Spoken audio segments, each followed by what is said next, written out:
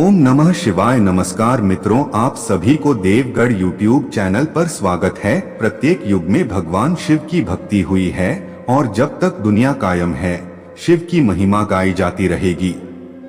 विभिन्न धार्मिक ग्रंथों में भगवान शिव की महत्ता बताई गई है। भगवान शिव पंचदेवों में सूर्य, गणेश, गौरी, विष्णु और शिव के प्रधान देव हैं। शिव पुराण कथा के अनुसार शिव ही ऐसे भगवान हैं जो शीघ्र प्रसन्न होकर अपने भक्तों को मनचाहा वर दे देते हैं।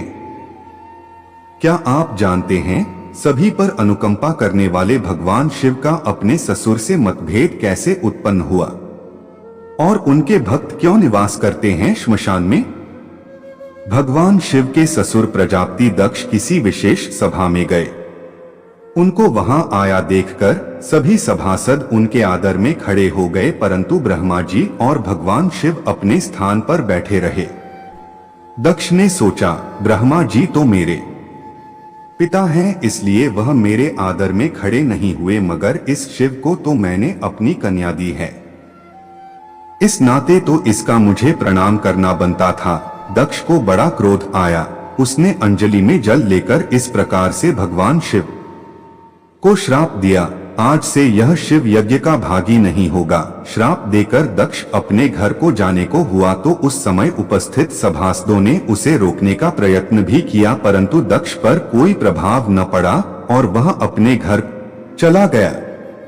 फिर भी भगवान शिव मौन बैठे रहे।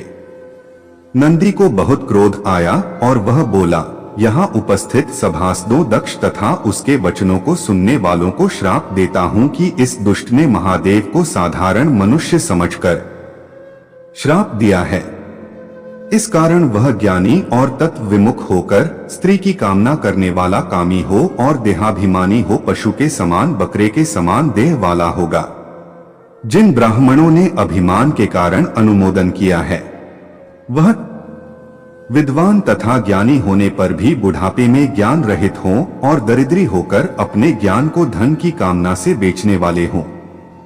यह सब भूख बुझाने के लिए सब वर्णों का अन्न भक्षण करने वाले, घर में भिक्षा मांगने वाले हों। जब नंदी ने दक्ष के साथ साथ सभी ब्राह्मणों को जब इस प्रकार श्राप दे दिया तो भृगु यशी को बहुत क्रोध आया। उन्होंने सभी शिव भक्तों को श्राप देते हुए कहा, जो कोई शिव जी का व्रत तथा उनका पूजन करेंगे वे सभी धर्म के प्रतिपादक, वेद शास्त्रों से विपरीत चलने वाले पाखंडी हो जाएं। वे भ्रष्टाचारी होकर जटा धारण कर भस्म देह में मलकर शिव दीक्षा में प्रवेश करेंगे। वे लोग मदिरा, मांस भक्षण करेंगे और कानों को फाड़कर मुद्रा पहनेंगे। जहां तहां श्मशान में निवास करेंगे। भगवान शिव के 5 रूपों में से एक रूप अघोर रूप है। अघोरियों को इस पृथ्वी पर भगवान शिव का जीवित रूप भी माना जाता है। अघोरी आम दुनिया से कटे हुए होते हैं। वे अपने आप में मस्त रहने वाले, अधिकांश समय दिन में सोने और रात को श्मशान में साधना करने वाले होते हैं। अघोर पंथ में श्मशान साधना का विशेष महत्व है, इसलिए वे श्मशान में रहना ही ज्यादा पसंद करते हैं।